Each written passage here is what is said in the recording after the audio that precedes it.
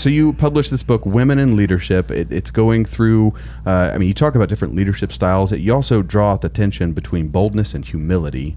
I want to know, how do you see that tension being played out in this story with Stephen? Like, how is he doing that, and how does that speak to women in leadership, really anybody in leadership? Yeah, I definitely see that boldness here as he is bold in speaking the truth that he knows from God, but also he's humble by not putting himself first or even thinking about what could happen to him as a result of it. And he doesn't lessen it because it's coming from him, where we're seeing both sides of that humility, where sometimes people like say, oh, I have to be, woe is me. I have to be like that to be humble. Say that again. Say that. Whoa. That's really good. So he's not lessening it.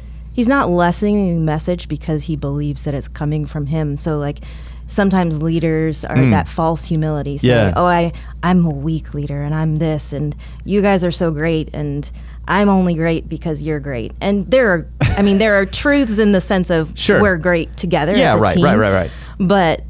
But that idea of he had that humble mindset of he had a good knowledge of where he was. He wasn't thinking about himself and what's going to happen to him, but he's also not saying like, oh, I shouldn't be saying this because he had confidence. He had confidence. That's a wonderful take on humility. And what God was telling him. I love that take on humility. That's a wonderful take on humility.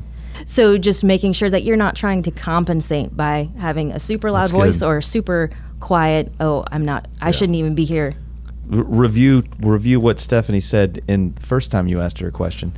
This is why we said being trumps doing. That's right. Because if you have no be, then it doesn't matter how hard you try to get your voice heard because there's some great injustice that's done.